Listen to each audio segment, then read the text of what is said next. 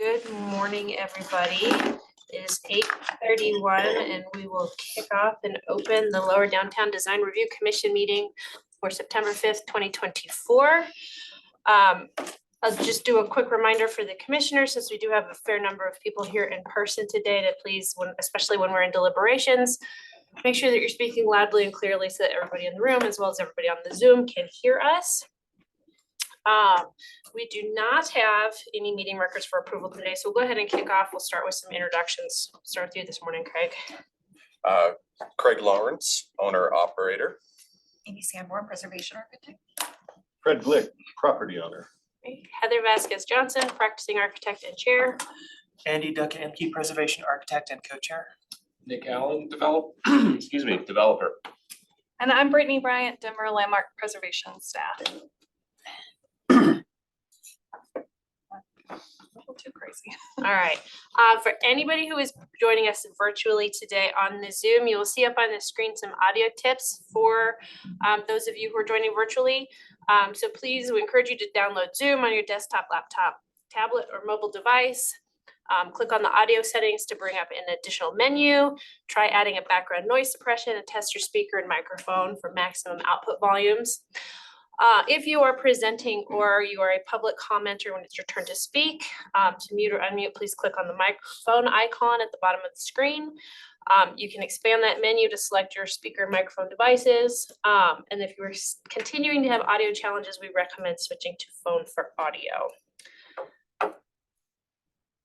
All right, we will jump in first with the consent agenda today. We have one item on the consent agenda, which is 2024-COA-596 at 1445 Market Street for tree planters. Is anybody on the commission wishing to pull that item off for deliberation? Okay, I am not seeing any, and if that's the case, would somebody care to make a motion? I can make it. I move to approve the consent agenda for September 5th with item 2024-COA-596. Thank you, Andy. Second. Thank you, Fred. All those in favor? Aye. Any opposed? Any abstentions? Okay, if you are here in person or virtual for the consent agenda item, congratulations, your item has passed. Next on our agenda today are design review items. I will kick that off. I will announce what the design review item is. If there are any conflicts of interest, this commission member will announce that and exit the room. Staff will give an introduction to the application and their recommendation. At that time, the commissioners may question staff. After that point, the applicant will be invited to give a presentation. They'll have 10 minutes. After the applicant presentation, the commissioners can ask questions of the applicant. We will open it up to public comment. So if you are here from the public and would like to speak on a specific project, please see the instructions on the screen to click the hand raise button and let staff know that you would like to speak. We'll follow up with any staff clarifications and then open up deliberation for a motion and a vote. So we have two items on design review today. Our first item today is item number 2024-COA-093, 1616 14th Street for a rooftop addition. And Crystal, making you really walk around the room today.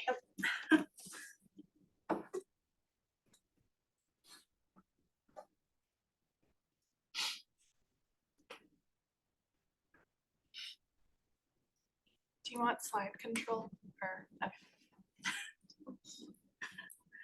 Okay, so this application is for a new one-story rooftop addition to the top floor of 1616 14th Street for Unit 5E.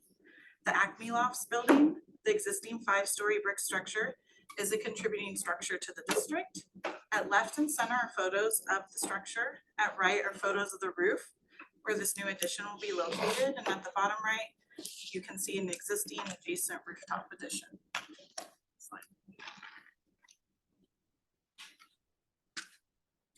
So on the left here is the site plan for the new addition on the roof. As you can see, the addition will be set back from street facing facades and is wrapped with a new rooftop deck. On the left here, you can see the new floor plan for the new addition. The proposal is to add one new bedroom, bathroom, closet, as well as an additional large living space with a rooftop deck. Slide.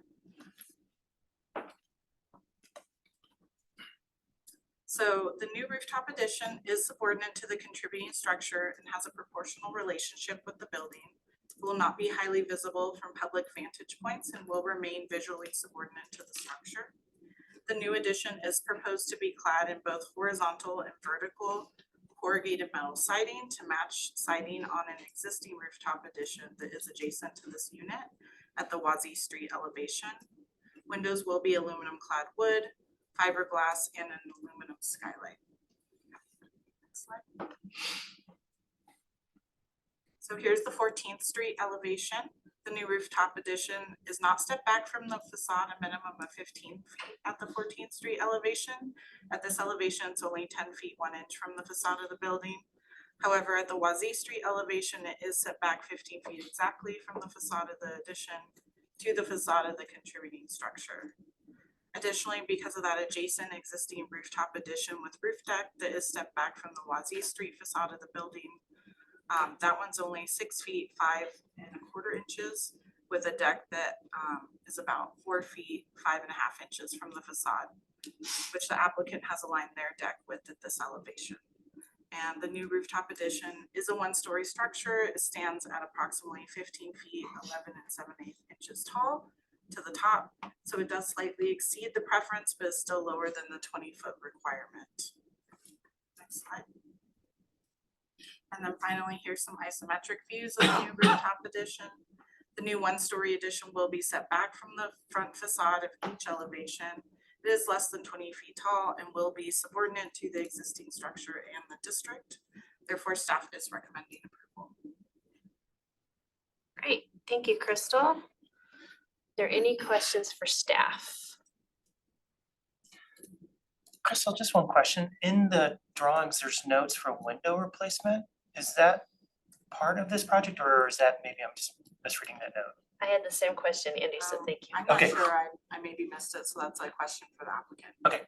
Yeah, it's noted on the plan on A 1.03 that existing wood windows to be replaced like for like with aluminum clad wood windows. I wasn't aware of that. I thought it was just on the new addition. That was gonna be my next question, is if there'd been a window I was gonna ask the same study, thing. Yeah, or if they're not original, so. I am unsure. I was okay. hoping that they were not original. Okay, are there any other questions for staff? Great. Thanks, Crystal. If the applicant is here, I invite you to come to the table for a presentation. Or virtual.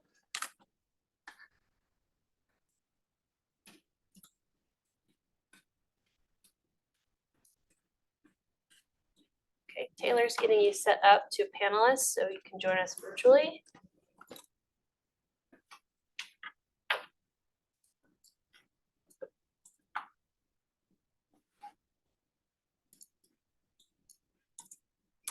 Okay. As we get started here and you begin your presentation, we just appreciate name and address for the record, please. And you have 10 minutes. Great. Good morning, everyone. My name is Brian Martin from Effect Architecture. We are out of the taxi development at 3459 Ringsby Court in Denver, Colorado. We also have the owner on the call as well, Dennis Hammond. He is overseas, but was able to hop on and join us. A little bit of background, Dennis has owned this unit for a handful of years. He's on the HOA board in the building, and they are looking to relocate from Ireland and make this their new home or home again in the coming years once this project is completed.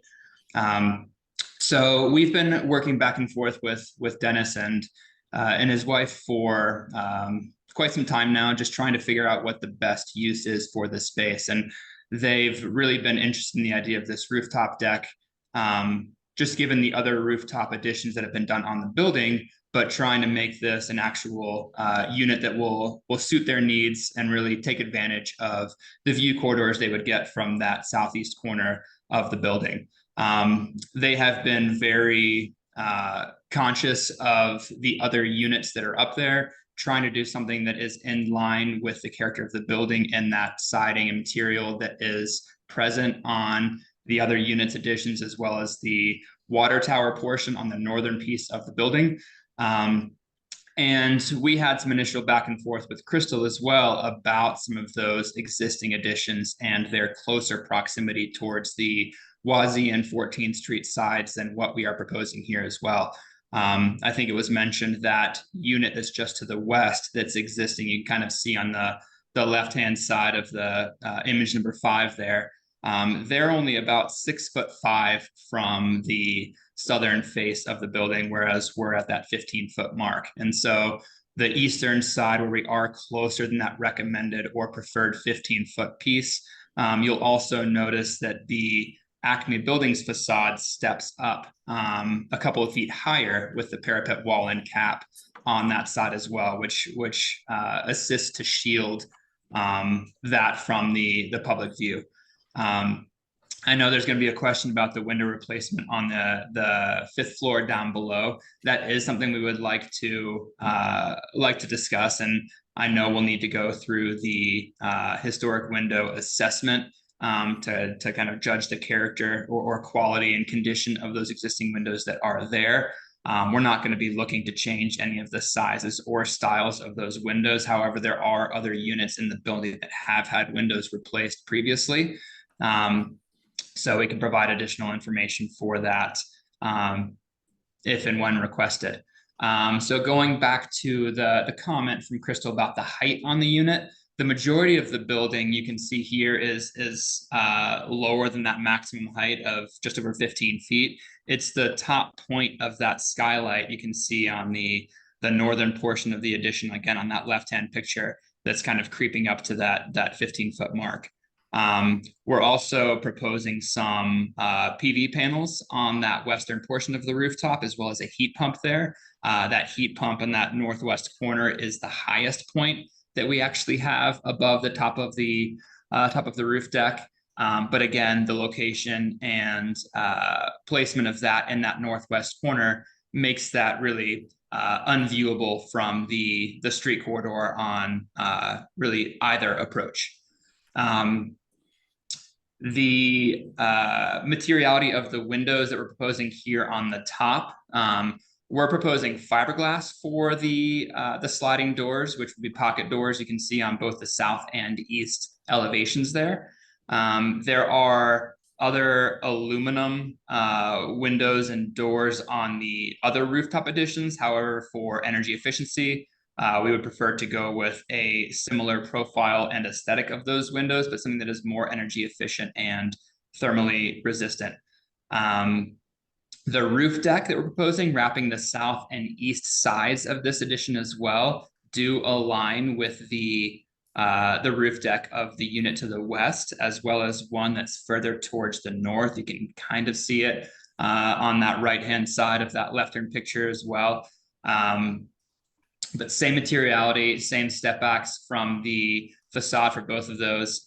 And one other point about the step back from the two building facades, we're taking that from the face of the brick that's there, but the parapet cap detail we have here, which is stone on the building, does protrude another 1.5 to 2 feet beyond that brick, which helps to further shield any railings or siding of the units from the street on opposite sidewalks. So just one more thing to, I guess, justify why we think that 10-foot setback on the east side is appropriate. I think that's all that I have. So open to any questions from the board at this time. Great. Thank you, Brian. Dennis, do you have anything to add? Still 4 minutes. You're muted, Dennis. There you go. You think I spent half my life on Zoom? I know how to do that. But anyway, just want to say thanks. It's a real pleasure. I'm actually, just a little bit of background on myself and kind of the interest here. I've been an expatriate for 25 years. Actually, I was one of the original investors in the Acme Loft building when I bought my first unit from Dana Crawford in 1992. Been an owner in the building all but for those 32 years, all of those 32 years, except for maybe 3 years. My plan is to move back. My wife and I always want to move back and make Denver our permanent home, having family in the area and so forth. We've lived all over the world: Chicago, Denver, Milan, Singapore, New York, London, Boston, Hong Kong, New Zealand, and now just Ireland. And just have a huge interest in historic properties. We've been actually renovated 5 historic properties during that time, and I'm currently working on a commercial and residential project as well at the Battersea Power Station in London as well. So I love this kind of stuff, as you can tell. And I still think that Lodo is probably certainly one of the most unique neighborhoods in all of the United States and probably the world for many cases. And so this is to become our permanent final home. And of course, any questions that you might have, happy to entertain those. Great, thank you very much. Do the commissioners have any questions for the applicant this morning? I have one question for you on some of the pretty views here on A901. So view 4 and view 3, how far from the building was that view taken? Like in terms of like a sightline study, is that approximately the sidewalk across the street? Yes, yeah. So we we walked around the building, and obviously there's kind of a handful of streets on that south side in particular. But right across the street, kind of where that parking is on Wazee, this was taken from the opposite sidewalk, and then we've got a tree lawn there, and then the fire station. So this is taken from that closer sidewalk. Maybe I missed it. What's the materiality of the proposed planters?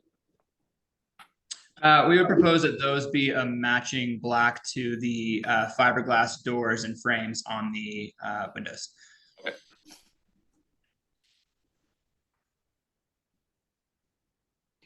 Are there any further questions for the applicant? Great, and seeing none, thank you very much.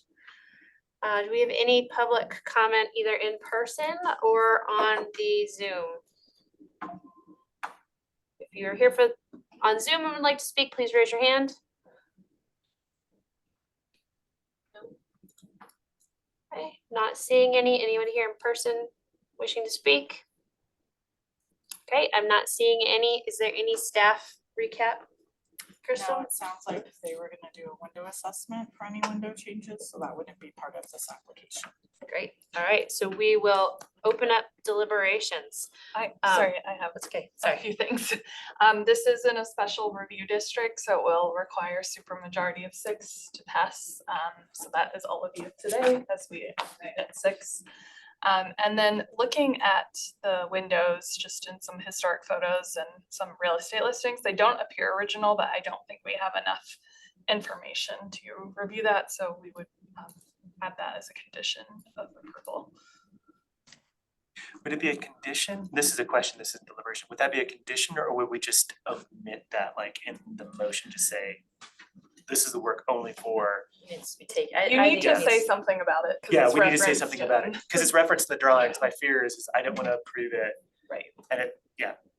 So you could. We're there. I think if we felt, and I'll open up deliberations, I think if we felt like it was approvable, approve it with the condition that the window replacement for the existing structure be removed from this document and resubmitted separately with the appropriate window assessment. Yep, we're on the same page. Okay, so what does everybody think? The overall massing and, placement of the addition is respectful and appropriate. I mean, the one corner kind of at 10 foot, I probably prefer to see that, chamfered and set back a little bit further, but, given that it is kind of one corner and, the views from the proposed model, it seems acceptable. Yeah, just to build on that comment, normally we say 15 feet, but the applicant has gone through and shown perspectives that show that with the setback and with the cornice as large as it is, that the perspective views shows that any kind of sightline of the addition is limited. Yeah, and I think given that there are other rooftop additions that are not following that 15-foot setback, there's precedent on this particular building for some exception there. I think that they are, I think they're helped greatly by the section of parapet that pops up Yeah. and is taller than the rest of it.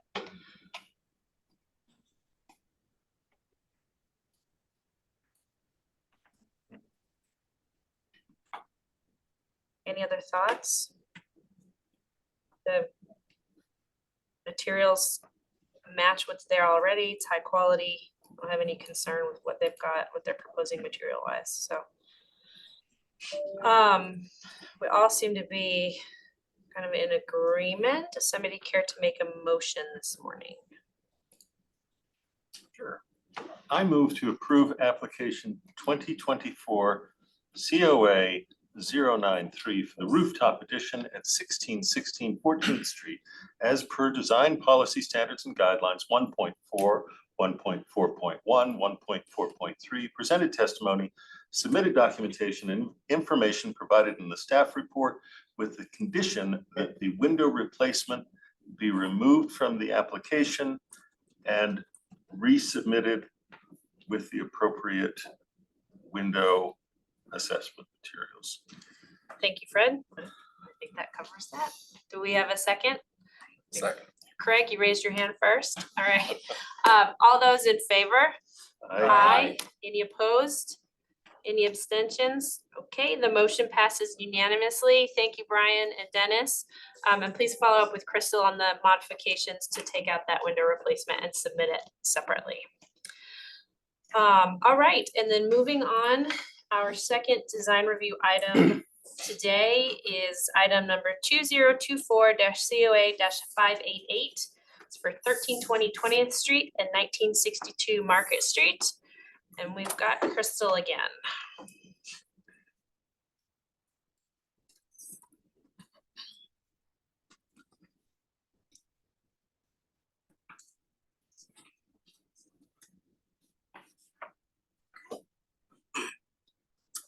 So this application is for 1320 20th Street and 1962 Market Street.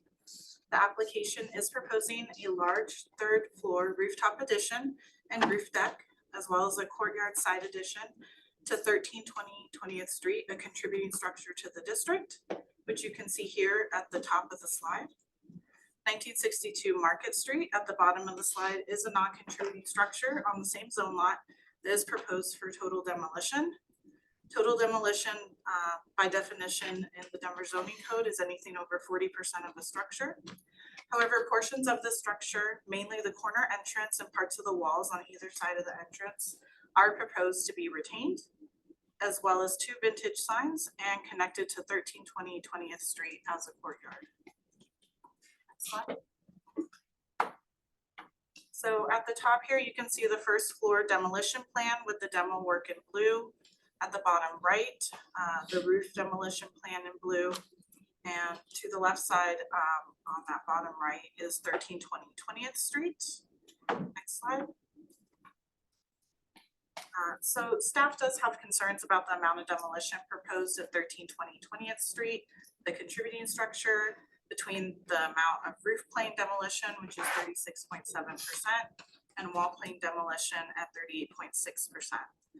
Combined, the applicant states the total is 37.9% demolition of the exterior surfaces of the contributing structure, which, while under the threshold of 40% total demolition, is a loss of historic fabric, which it appears could be reduced.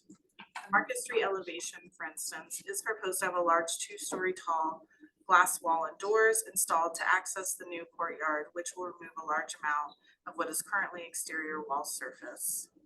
Staff has concerns that this amount of demolition on 1320 20th Street does not meet design guideline 1.1.1 for removal or alteration of historic features, which is a requirement that states removal of original materials or alteration of features and spaces that characterize the property shall be avoided.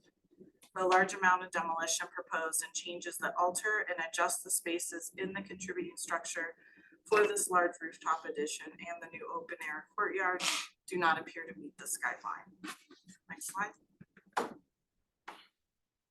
So here you can see the existing 20th Street elevation at the bottom right and the new proposed elevation at the top. All windows on 1320 20th Street are proposed to be replaced with new windows. The second floor windows on the structure do appear to be historic and no window assessment has been completed for these windows. No detailed information about the existing second floor windows has been provided in this application.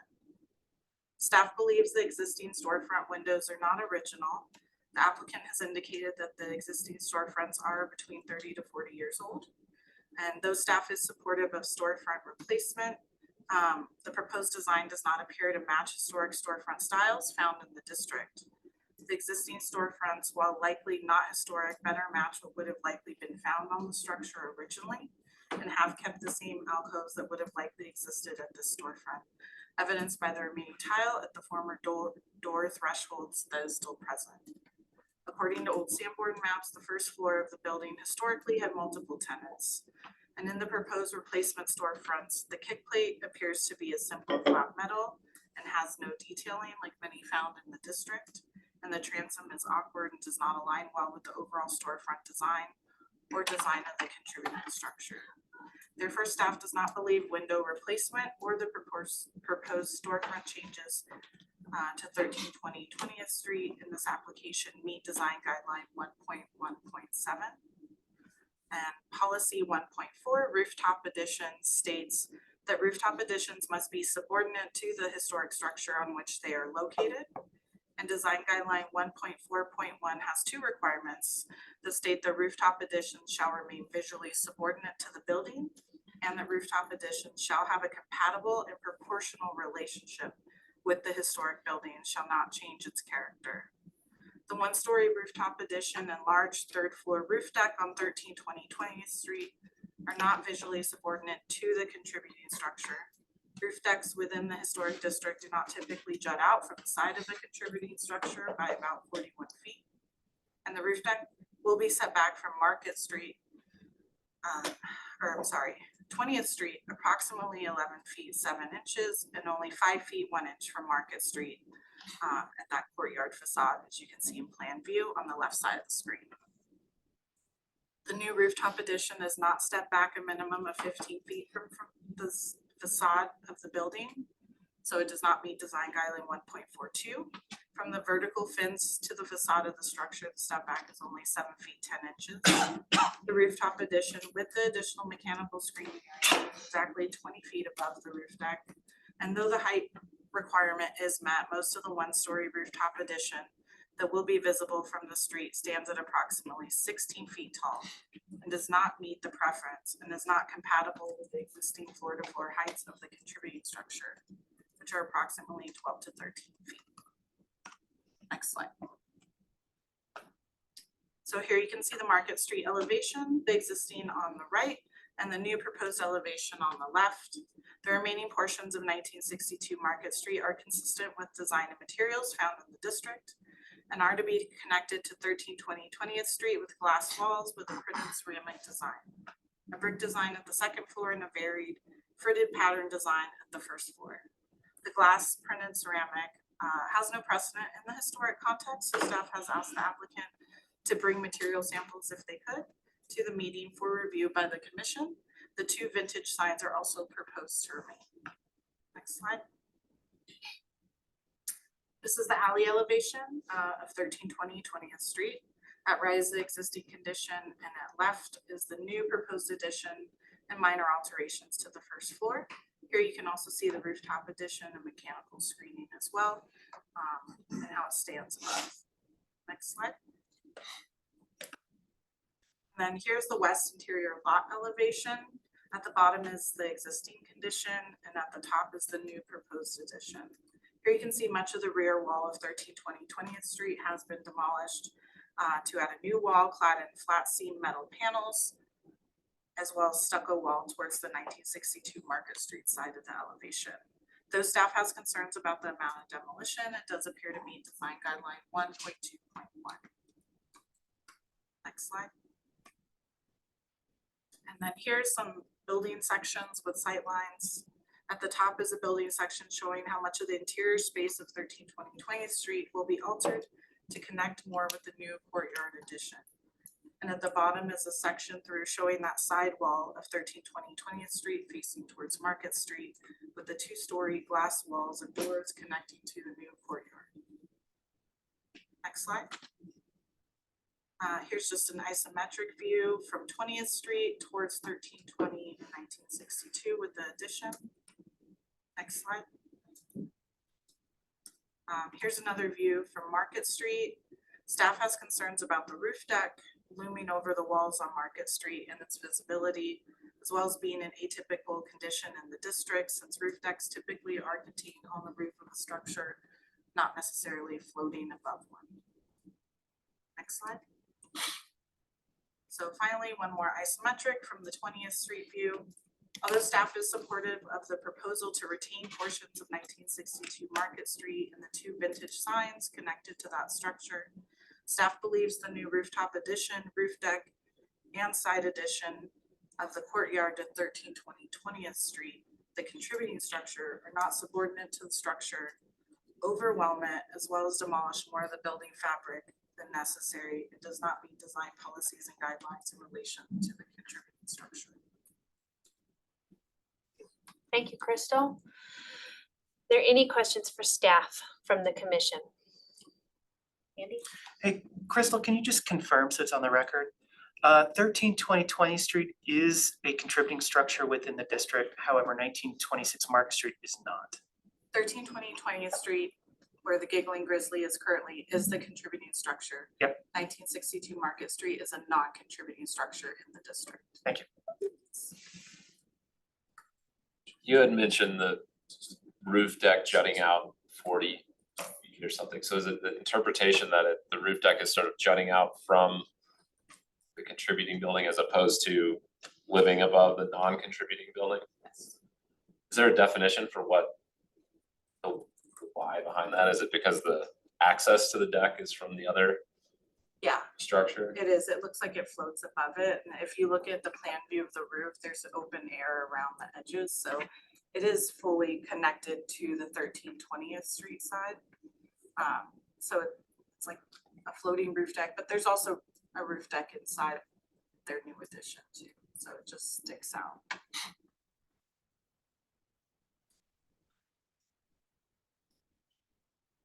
Any other questions for staff this morning? Just to clarify, on the alley side, the demolition of that rear wall, you had concerns, but it's still within the We had concerns about the overall amount of demolition in relation to historic structures. On the west interior lot elevation, the alley elevation seemed fine.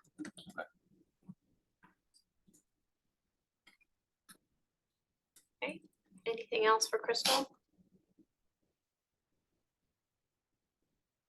Okay, I'm not seeing anyone, so at this time, I'd like to invite the applicant, here in person, to come to the table for a presentation.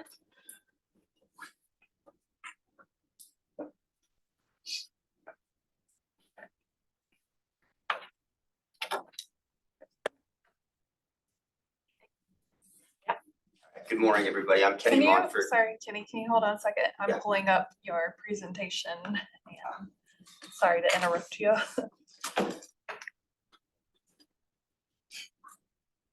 And just let me know when you want to flip through these slides.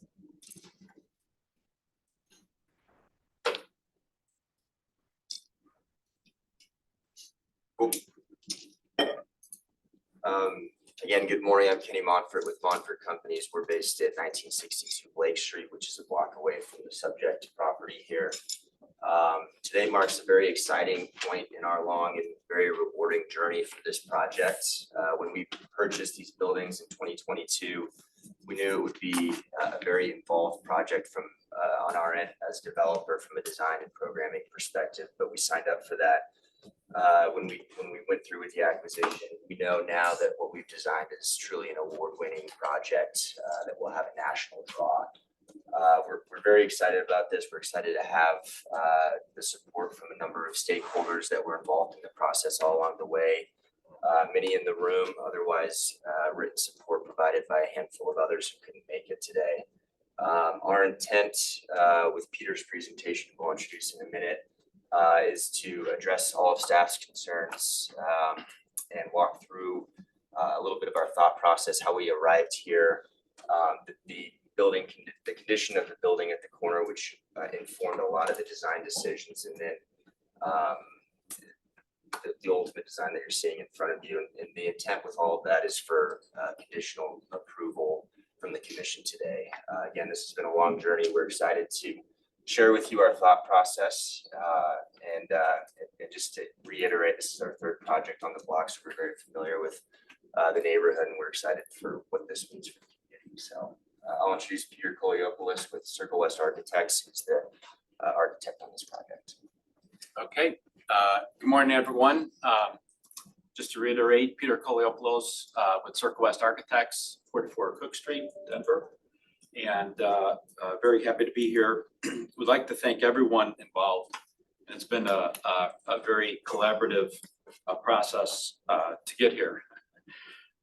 We'd like to thank the Lodo District, Historic Denver, Crystal and her team, and of course, the LDDRC Commission. And we're very proud of what we're presenting today, knowing the importance of all, both the buildings, the context, and the neighborhood. What we'd like to do this morning is go over our vision for 1320 Market Street, or 1320 20th Street, and 1962 Market Street. Our process through community stakeholder collaboration with the understanding of the overlay of the lower downtown design guidelines. And lastly, we'd like to show you both the 1320 20th Street and the third floor addition both follow and meet all of the design guideline criteria outlined in the design guidelines, and why we are proposing the adaptive reuse design for 1962 Market Street with reason and purpose. However, just briefly before we get going, we'd like to take a step back briefly and just kind of have everyone understand. We put together some images just so people could get a context of the height by right. And given the fact that 1320 20th Street is a contributing building, as we just discussed, and 1962 Market Street is not, but we've opted relative to the height by right. We just wanted to speak to this briefly, that obviously just maximizing the potential development, given what is in the guidelines, we've opted to really pivot from that for a variety of reasons. So I didn't want to spend too much time, but I just wanted to give people context as to what the overall massing and relationship would be in comparison to what we're proposing and why. And we'll be about to walk you through some of that. And okay, so here we go. Next slide. Oh, she has a control. I do, Peter. Oh, who is control? Okay, cool. So if we go to our vision statement. So just adding to what Kenny mentioned and what I mentioned just previously, how proud we are. The next, yeah, here we go. So at Circle West Architects, along with all our projects and clients, why are we doing what we're doing? And what's the purpose of it? And so we put together this vision statement. And this vision statement, along with all our different environments we're involved with, are extremely important to ourselves and to our team as far as what we're doing. So perhaps you've read through it, but I just want to highlight how important this is to our team and how we've approached it from a design standpoint, knowing all the variables that are before us and before you to review the proposed design. So our vision is to seamlessly integrate the historic and modern architectural identities of our building, preserving the rich character of Denver's architectural heritage while embracing contemporary design elements. You could read this along yourself. I don't want to spend too much time on it, but I just want to highlight this is part of our design DNA in coming before you. And now if we could jump to the overall massing, go down a few pages, and there's an exploded perspective. As you can see, it's a very thorough presentation. I would keep talking, Peter, because you have 3 minutes. Okay, all right. So the overall context, here we go. Just to kind of give you an overall framework, the overall context of what we're doing, how they relate to each other. And then if we go to the street elevation, the next slide, one more. There's a couple more. Then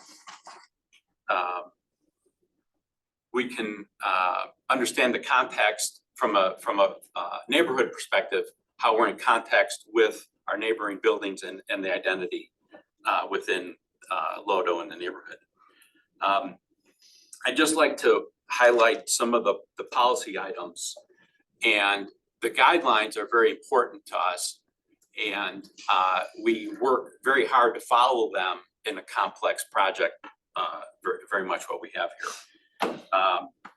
The facades policy and primary elevations, as noted, the applicant is proposing to remove a large amount of wall surface. However, if you look at all our calculations, we meet and are below the criteria as outlined in the guidelines. Removal of alteration of historic features. We mentioned the height by right. So given the overall massing, the policy 1.1.2 deteriorated historic features. The photos, if we go to some of the storefronts, which is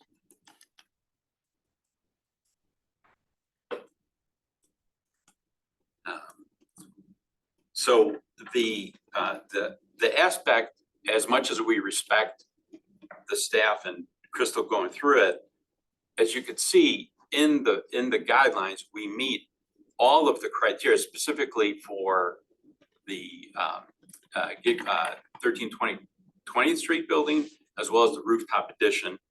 And on the 1962 Market Street, the reason we're doing what we're doing is in part to there's an important aspect to the existing design that there's multiple aspects. There's the structural integrity of the building.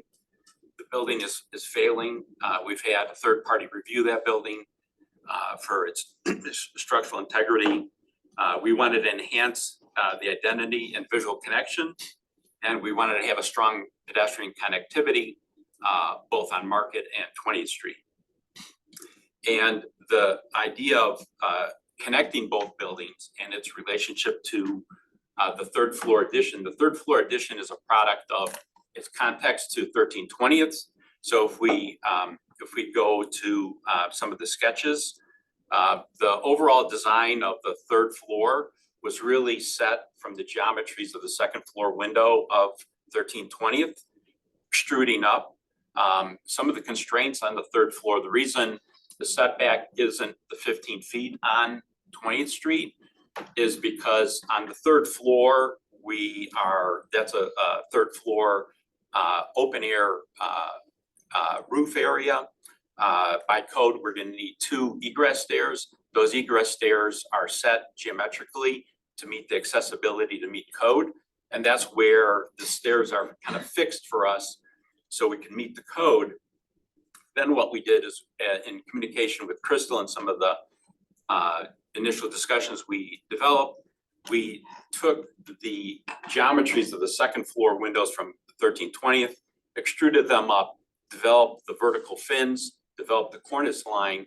So the concept of the third floor addition from an architectural standpoint is to diminish and fracture the overall massing and having a rich context to 13/20.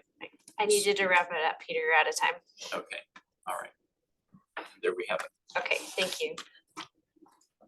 Okay, does any of the commissioners have questions for the applicant this morning?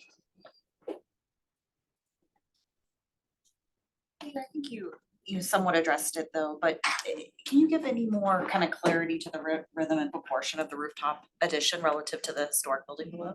Absolutely. There's a sketch we've done in the package. Do you know where that is here? Page 52. Right there, yeah. So basically, what we did, honestly, originally, we didn't have the vertical fins. We didn't have any columns out here.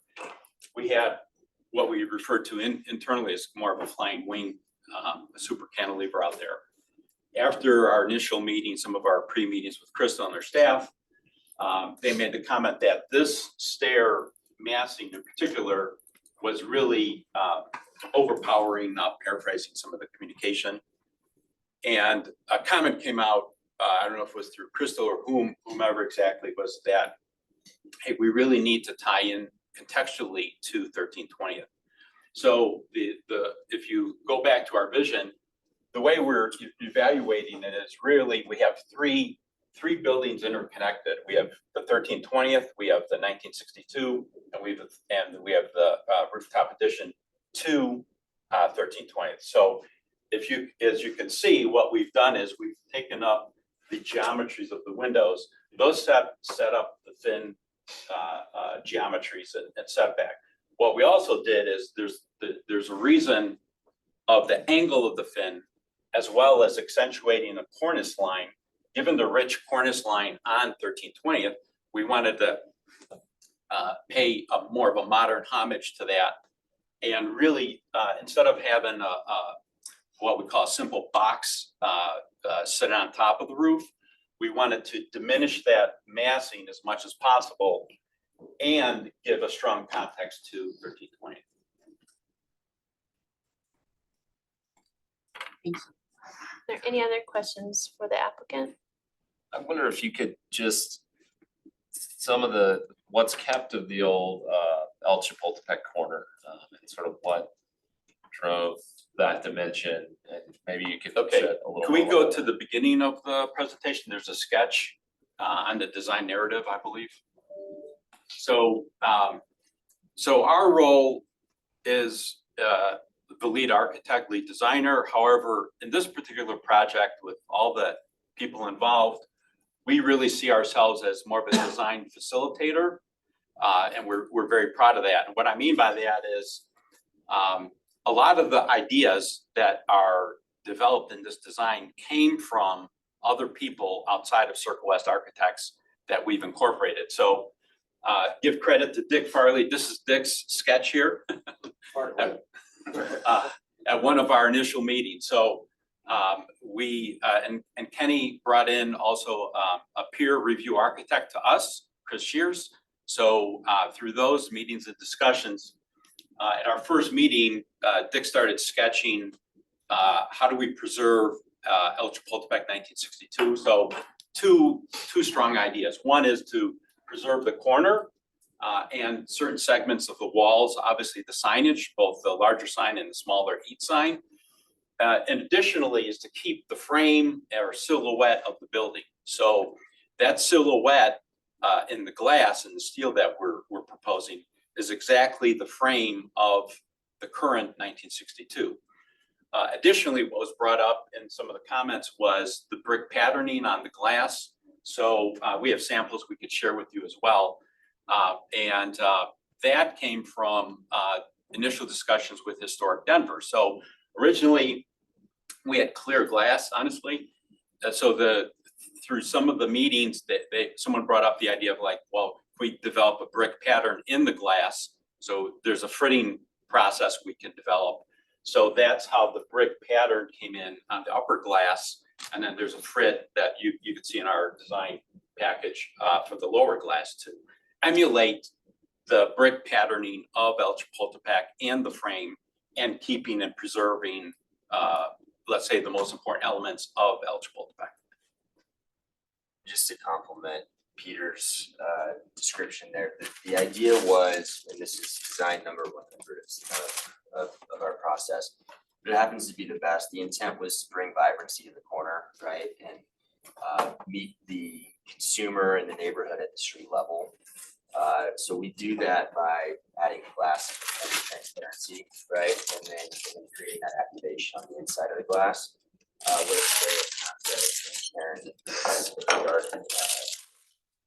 We feel this is our way of paying off.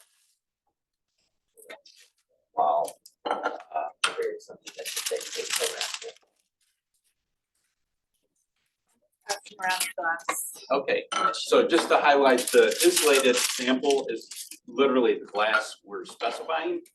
And the other samples are, we couldn't get the actual brick pattern for a sample. But those are varied options that we're evaluating right now for the brick pattern. So the brick pattern would be what we call the third surface of the insulated glass. And any further questions for the applicant this morning? Maybe one more now that I'm holding these. Have you been leaning towards a black or a white? The white, yeah, white, yeah.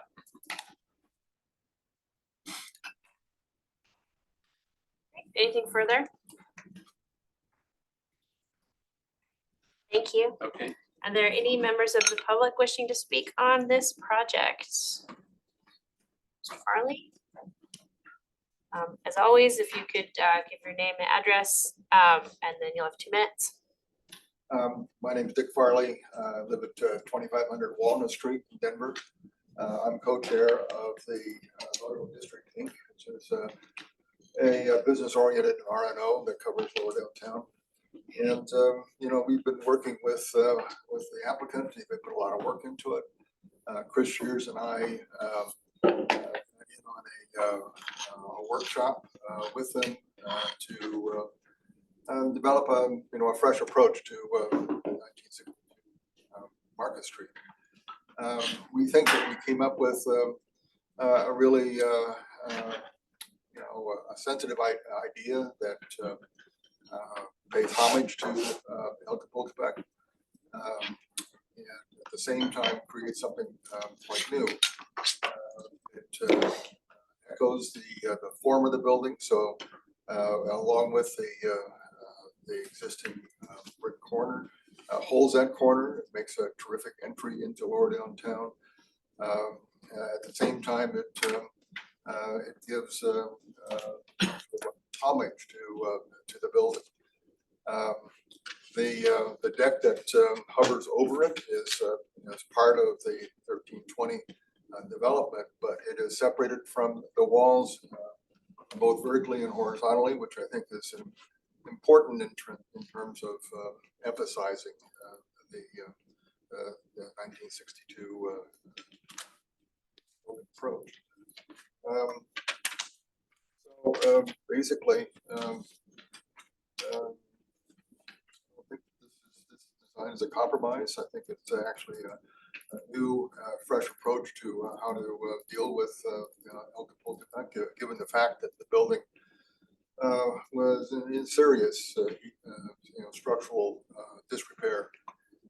So I urge the commission to approve the submittal, and if necessary, with conditions to keep the project going. Thank you. Thank you. Anyone else from the public? Come on up. You want me? Usually the desk is here. We switch things around. So the commission doesn't have the back to the public anymore, but you can sit, so everyone. We want to be can on see video. you. Yeah. So, I love being on. And I'll just remind you name and address for the record. Hi, Hi Commissioners, my name is John Deffenbaugh. I'm CEO of Historic Denver. Our address is 1420 Alton Street. I remember going for a very stiff drink on the night of March 11th, because that's when someone in my team had submitted a designation for landmark status for 1962 Market Street, former home of El Chapultepec. I remember vividly going for a drink with Meg Turberg, who's director of Denver Architecture Foundation, the Block Distillery, and we just digested what had just happened and thought about how the next few days could play out.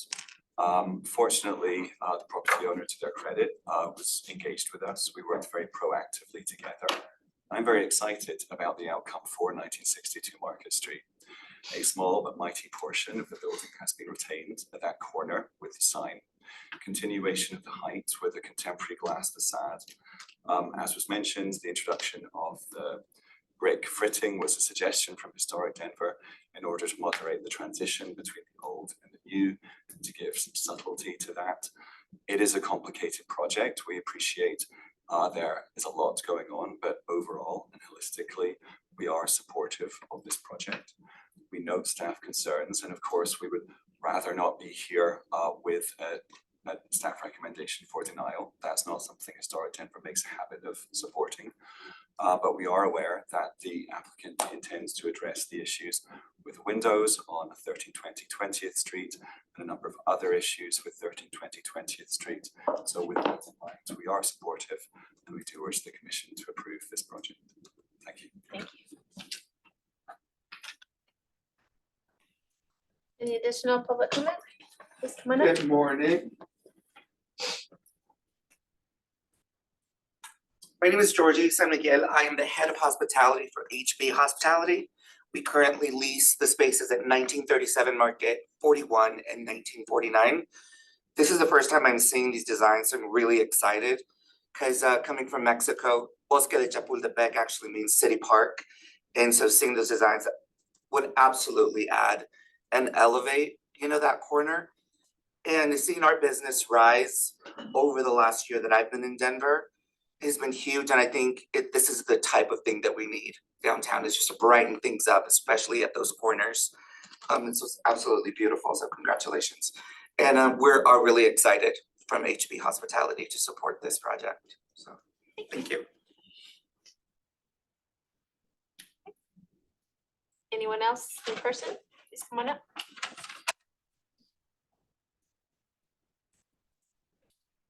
My name is Andrew Hudson. I'm a third generation Denverite, and I want to first thank you guys for serving on this board. I know it's somewhat thankless, add a lot of work to your regular days. I'm a jazz musician. I was probably the last jazz musician to play at the El Chapultepec before it closed during COVID. And I also had a stiff drink when I heard that they were going to close altogether. But I also held senior positions as the head of communications at RTD when we built the first light rail system, and I was also the head of communications under the web administration. Much like today, in the 90s, Denver was somewhat of a ghost town, and the joke was you could roll a bowling ball down the 16th Street Mall and not be afraid of hitting anybody.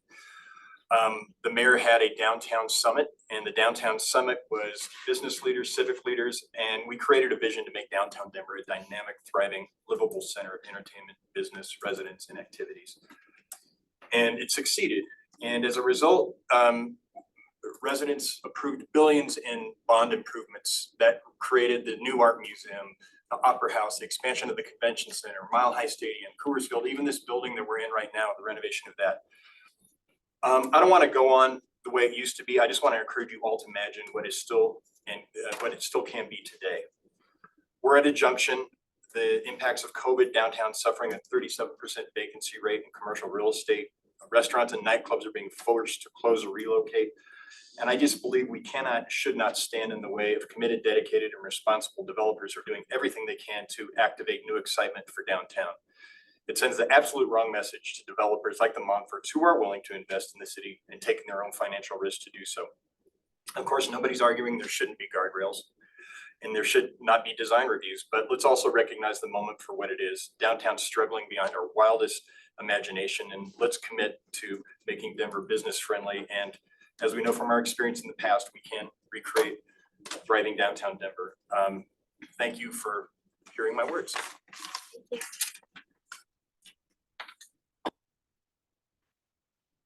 Anyone else in the room from the public wishing to speak? Going once, going twice. Taylor, do we have anyone on the Zoom wishing to speak? If you are on the Zoom and you'd like to make public comment, please raise your hand. Okay. I'm seeing none. Crystal, any staff recap? No. Okay. I will open up deliberations at this time. What does everybody think? Can I ask a clarification question? Sure. Brittany, does the guidelines have any limit on interior floor demolition? That it's just exterior walls and roof that accounts for the 40%? Yeah, so the Denver zoning code says 40% of exterior walls. Our design guidelines to get a bit further include the roof structure in that calculation, so. But just the roof, it doesn't include like Yeah, first, second, interior No floors. interior. But it has to be truly an interior wall. That's why I asked the question. I didn't want to go off on a tangent if that was not something. Can I just add one note to that, though? I mentioned spaces because the guidelines mention spaces for the lower downtown specifically in a way that they don't in our regular guidelines. So that's why I talk about interior spaces being changed, not necessarily related to demolition though, just that they're being altered.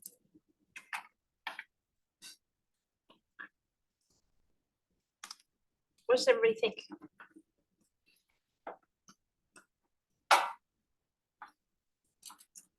Conflicted. I do think the treatment of El Chapultepec is I don't have a problem with that.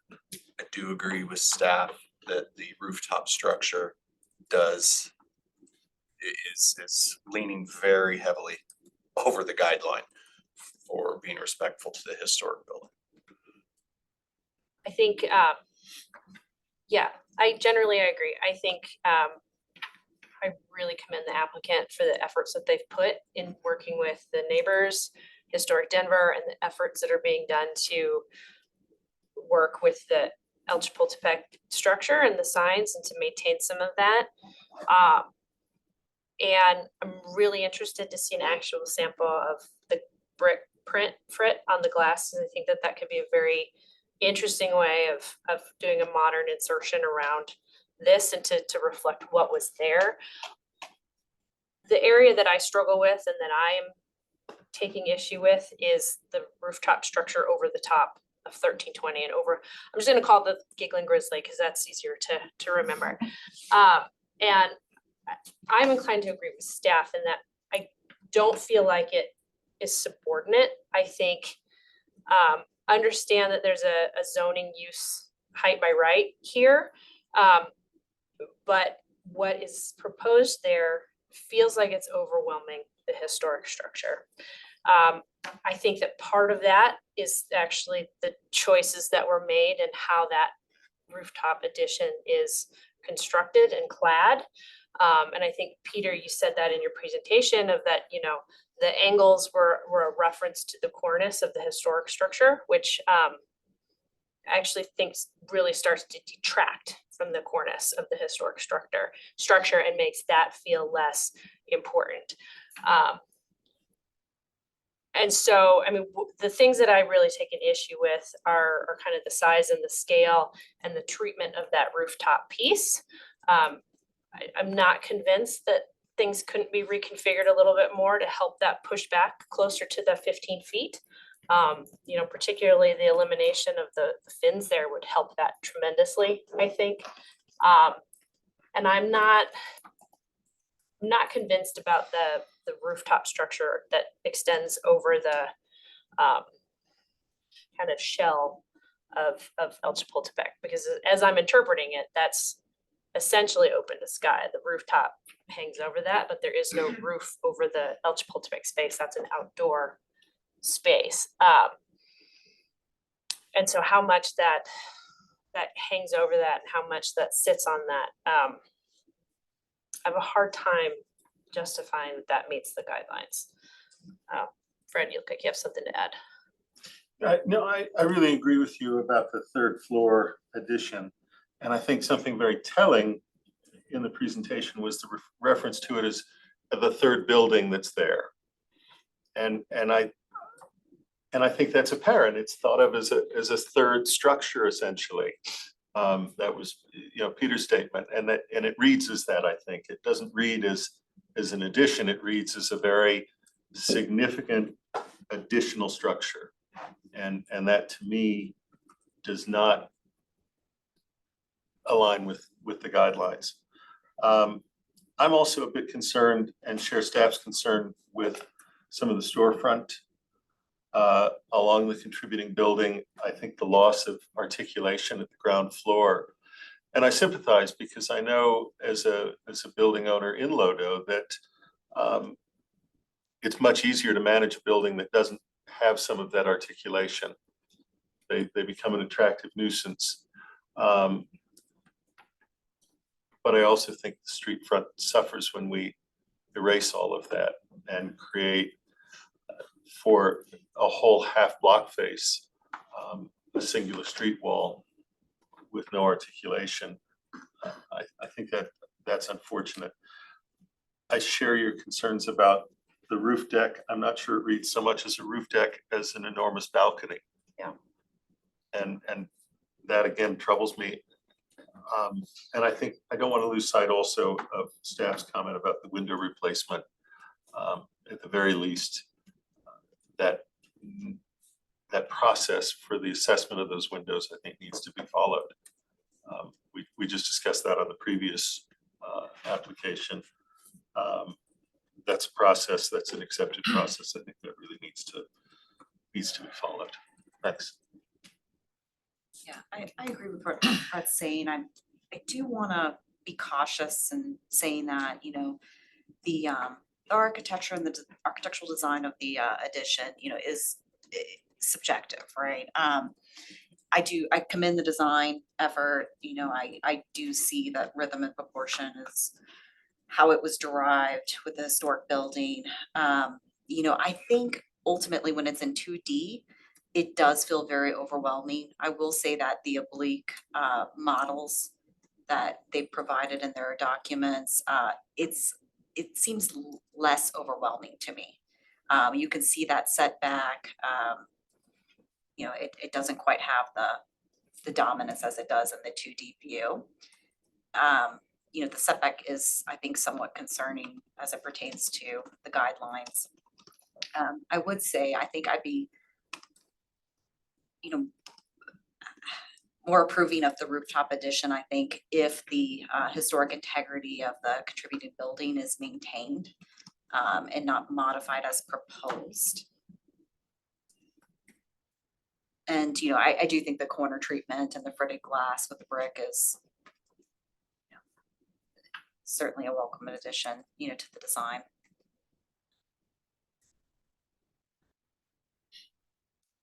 I'm struggling with how to interpret. Maybe, I don't know if Brittany, you have any guidance for us. How do we interpret a roof structure over a non-contributing building, but it's attached to a contributing structure? Is there any guidance that you're able to give? Well, I think one of the big things that you need to consider is the overall project compatible with what you see in the lower downtown historic district.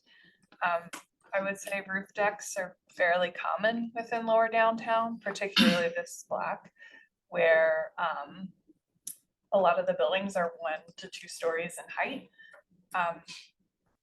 But also looking at how this roof deck is and is not like some of those projects. I know one of the other properties that is owned by this group, their rooftop deck does kind of float over the building, but that's just the nature of what was there previously and was installed without our review and approval, and then was improved by this group, but it's not as visible as this one. So You know, I think those are all considerations you need to take into account. Maybe I'm the contrarian in some of this, but I was sort of skeptical of the El Chapultepec and the roof deck before this, and I feel less so now. Having listened to the rationale, and I think it can't be overlooked how the collaboration has gone, and the support we've heard, and also remembering that the roof deck like is sort of a vernacular to this block now, like the evolution of Market Street over the years, like this is the next interpretation of the roof deck. And I think highlighting that activity above the El Chapultepec, and I think tells kind of an interesting story. I agree with some of the points on the mass of the third floor addition above the contributing building, but I think that to me is more the issue at hand, in my opinion, than what's happening over El Chapultepec, personally. Yeah, I do have a little bit of heartburn about how far it projects out towards Market Street. And there's a little inconsistency in the drawings. I think on the plan it calls out 5'1", and on one of the sections it's 4 something. I just, even though El Chapultepec is not contributing, it feels like that is starting to encroach too close to Market. And I would be more open to looking at that and considering that, I think, if that was pushed back from Market and was closer to that kind of 15-foot guideline.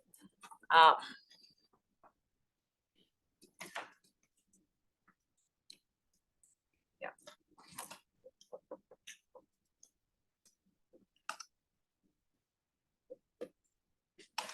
You've been very quiet. I'm gonna try and marry everybody's comments and be as political as I can. When I was looking at this project, it's essentially splitting the baby. There's 2 projects. There's 1320 20th Street, which is in the historic, it's contributing structure within the historic district. And there's 1926 Market Street, which I know has a lot of feelings toward, however, per our guidelines, is not a contributing structure within the historic district. So the fact that it's being treated really as a remnant, they're only keeping the exterior corner and some signage. Facadectomy. It's a full facadectomy. It's actually a facadectomy times 2.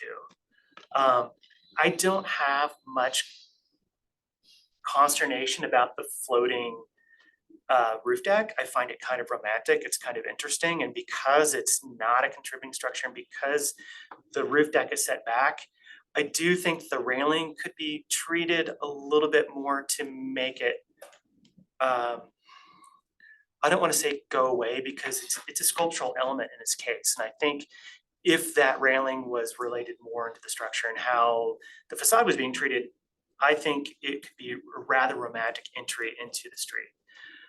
My concern really is the overwhelming addition on top of 1320 20th Street.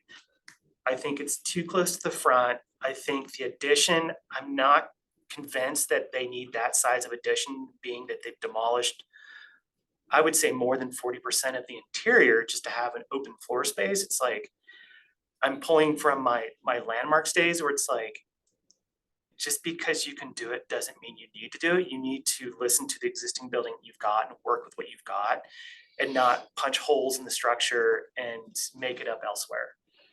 If the existing building gives you the square footage you need, then that does not warrant you having a 3rd floor. I think it's too tall. I think it's too close to the street. I think the section view that they had later on shows that it overwhelms the building. It's almost as tall as the existing structure. So I'm not convinced that that size of an addition that close to the elevation is warranted.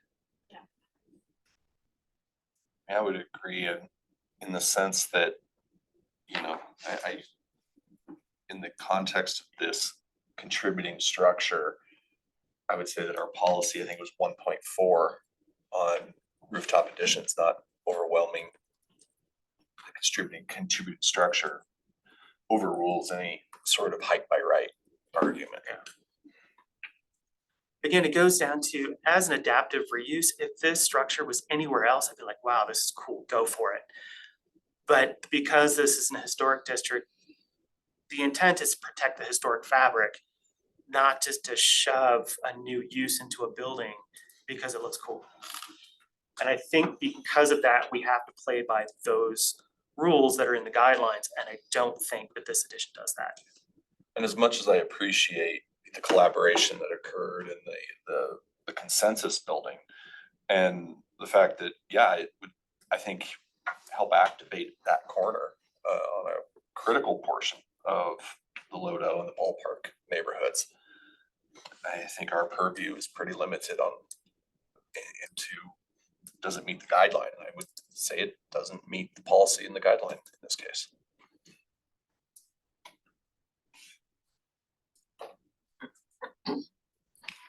So I think maybe some recap, and please chime in if I'm not getting this correctly. I think that the commission is supportive of what the applicant is proposing for the corner of the El Chapultepec building and the reuse of the signs and kind of the glass street front on that.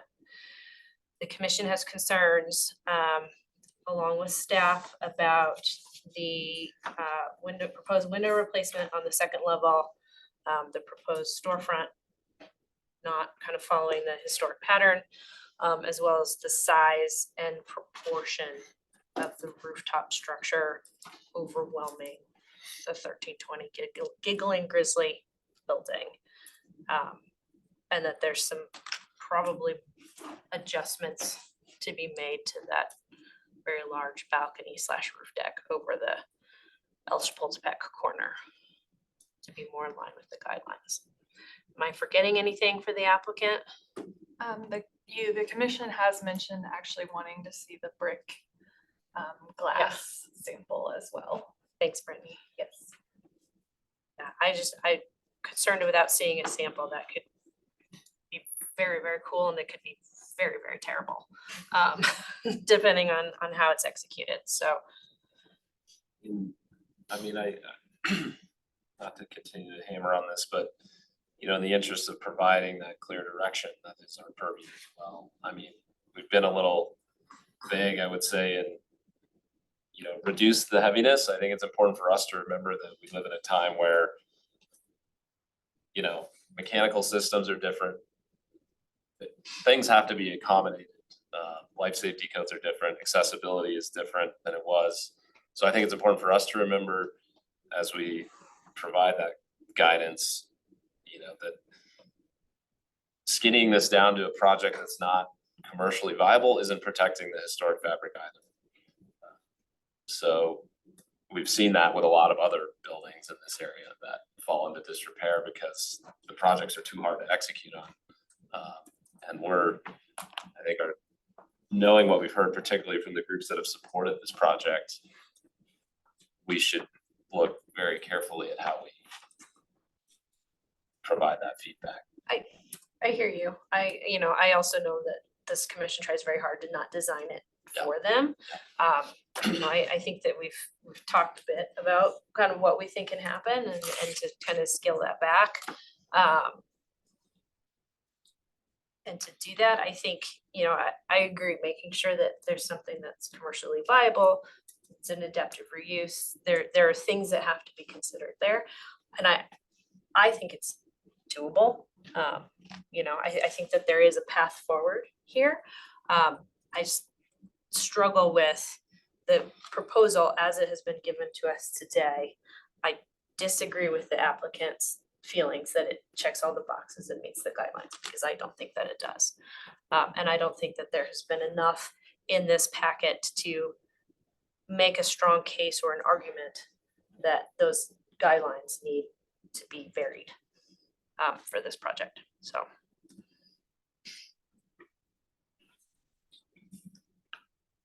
Would you like a motion? Yeah.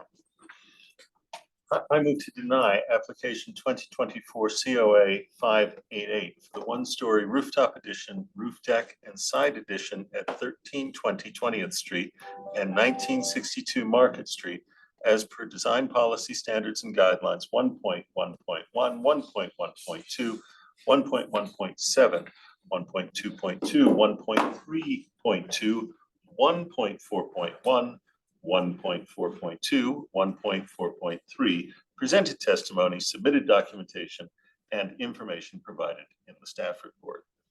Thank you, Fred. Do we have a second? I'll second. Thank you, Andy. All those in favor of the motion? Any opposed? Nay. One off, one opposed, and any abstain? Okay. Motion as given passes. I would like to remind the applicant that this doesn't mean that we're denying the project, we're just denying the project in its current submitted form. I think that there's a strong path forward. Okay. Right, so that closes design review today. Are there any other business items or discussion items, Brittany? Okay, so with no further design or business items, I will close today's meeting at 9:51. Thank you very much.